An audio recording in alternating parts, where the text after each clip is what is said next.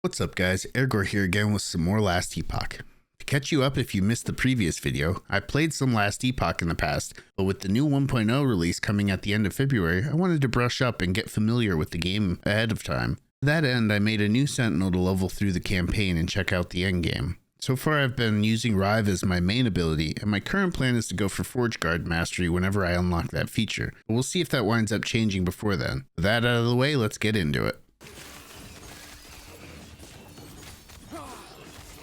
It does seem like you can also do a build completely centered around the forged weapons as a forged guard, which is kind of cool because these forged weapons are pretty powerful. They take the stats from your equipped weapon, so they're actually quite good.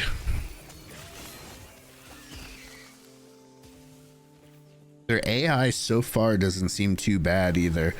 A lot of the times some games where you play a class that's like minion focused, or at least a build that's minion focused, they can really suffer if the AI for the minions really suck. But so far this seems pretty good. I think you can also eventually get your forged weapons up to where you can have like 10 of them. That sounds very potent to me, to be honest. Yeah, so Rebuke is a pretty good counter to that spin attack, because it like makes you take 80% less damage from the spin, and it also stacks up the damage on Rebuke really fast because the spin hits very quickly.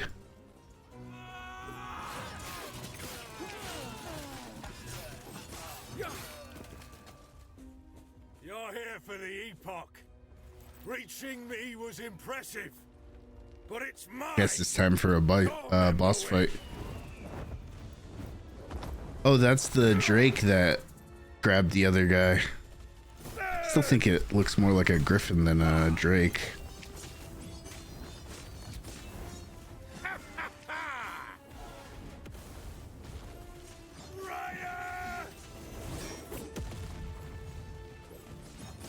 It is unfortunate that my only movement ability is targeted, so I can't actually dodge things with it. The Epoch is ours. Raya, aid me.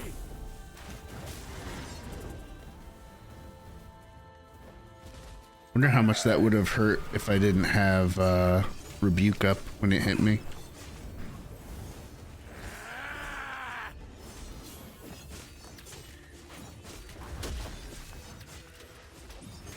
So making sure to run and move around is definitely very good.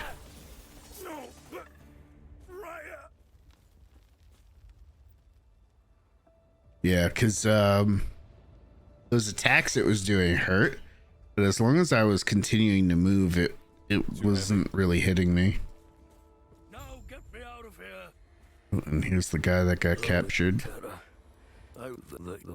Which, speaking of, let's head back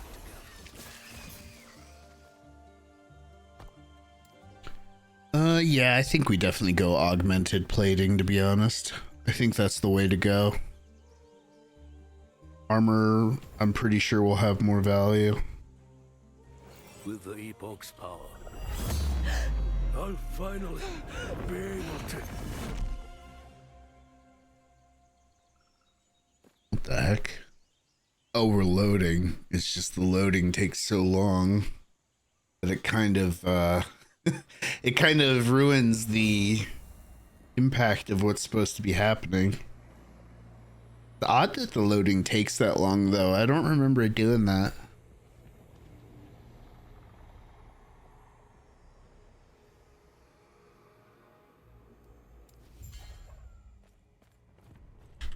Okay, so we're in the ruined era now. So we're finally starting to do the time traveling stuff that this game is known for.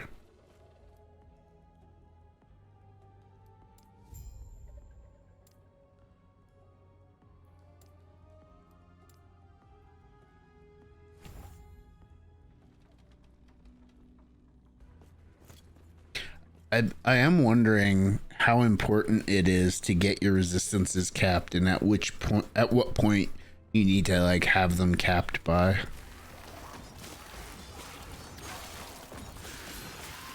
Because every ARPG does that a bit differently. Like PoE, you want to have your resistances capped as soon as possible, and it's pretty easy to do it by Act 3. But Diablo 4 in particular, it's not really, it's something you want to do as soon as possible, but it's not really something you can consistently have in a build until late game. At least like level 50 plus, once you start getting Paragon nodes and stuff. And then I haven't played enough Diablo 2, admittedly, to know how they did it in that system, but I do remember it being pretty important.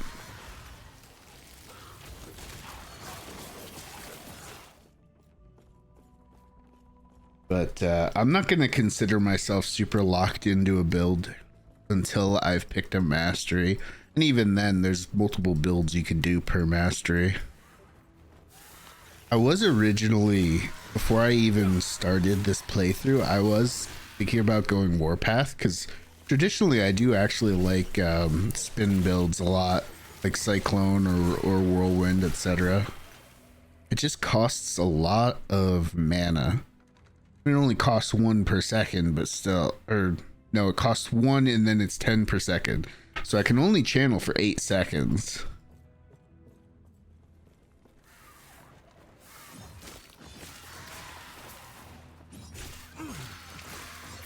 Maybe we drop Rebuke's specialization for now so that we can try out Warpath.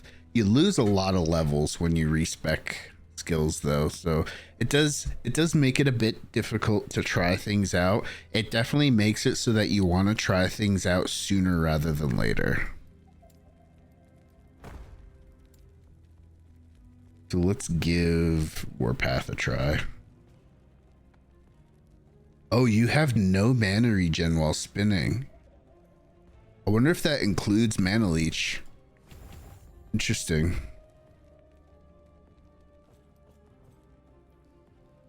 No, that brought it down by 4. Okay. So that definitely makes it cost a lot less. Doesn't really increase its damage at all, but it does pretty decent damage. And only costing 6 mana, it definitely can spin a lot longer.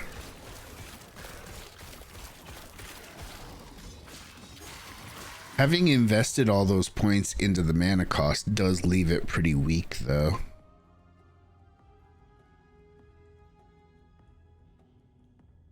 I think we'll definitely want to get up to this ASAP, next 2 levels.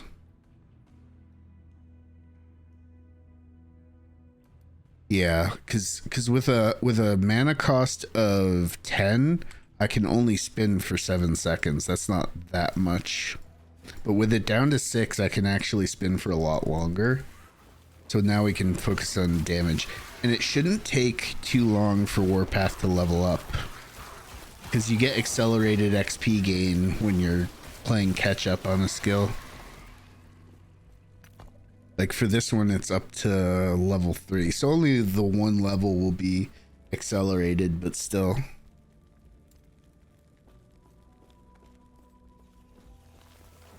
Only a little longer. Yeah.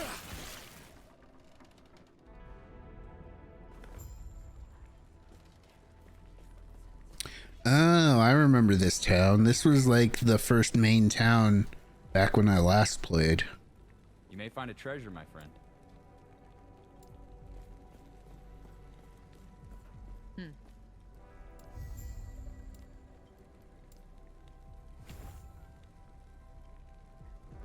I see. What? Go on then. Bah. They still have this quest where you get to choose which of these guys to help.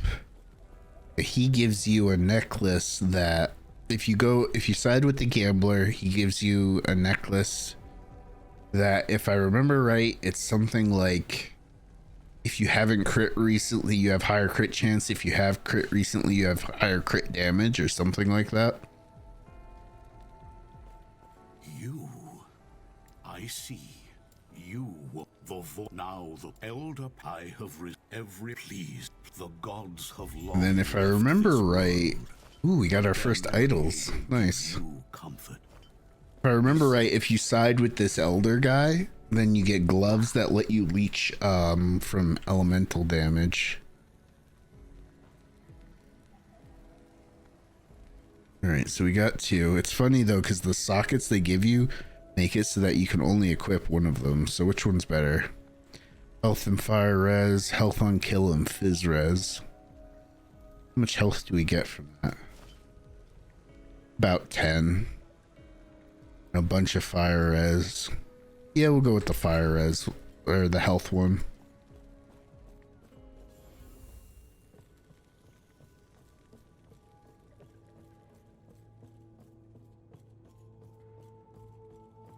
Oh, yeah, I remember this. I wonder if they only changed the first act, because a lot of stuff is starting to look really familiar now.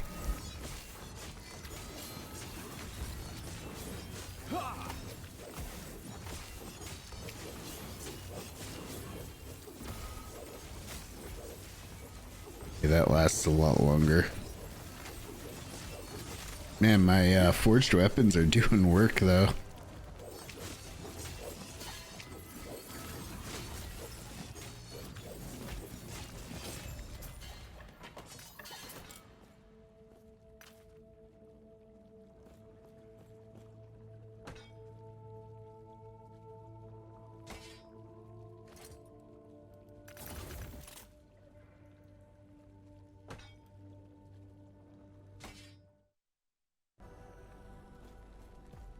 Alright, we'll definitely go with the gambler.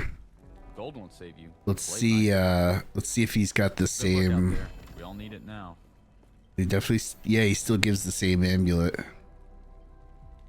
Increased crit chance if you haven't crit recently. Less crit chance if you have crit recently, and health gain on crit. So I wasn't quite remembering what it was, but that is pretty good.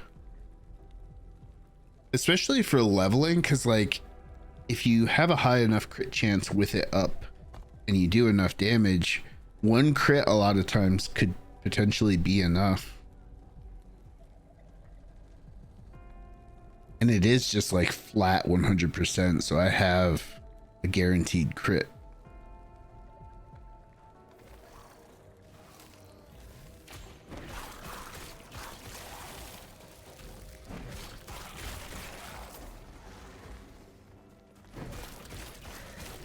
Ooh, what is this?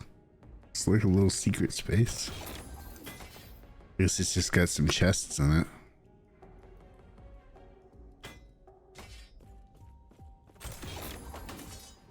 I don't think these are one-shots though.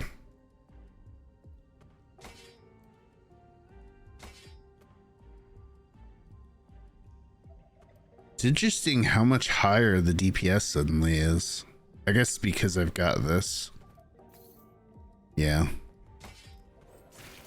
Drops more than it gives though. Oh yeah, because it cuts your crit chance in half. So whatever your actual crit chance is before the amulet is reduced by 50%. This is 50% less, not minus 50%. Whereas the other one is plus 100% rather than 100% more. I bet if it was 100% more, then my crit chance with the amulet on would only be 10%. I wouldn't mind going towards the coup de grace.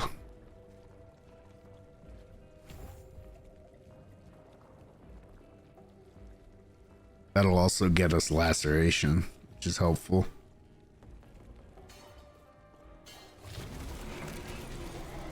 Oh shit. Big old worm.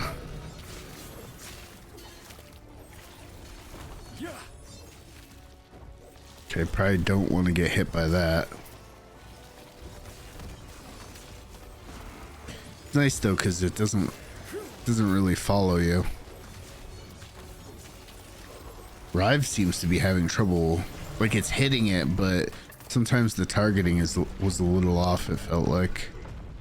Maybe this will actually be an upgrade. Nope. What era are we in now? The ancient era. Okay. It's an odd graphical bug down there. So we're fighting like lava dinosaurs or something.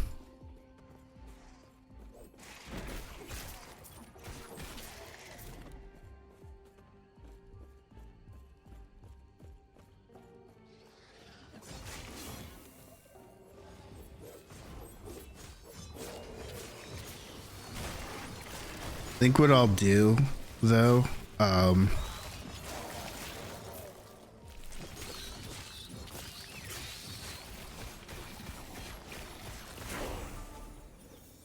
okay, yeah, so I only just hit 15.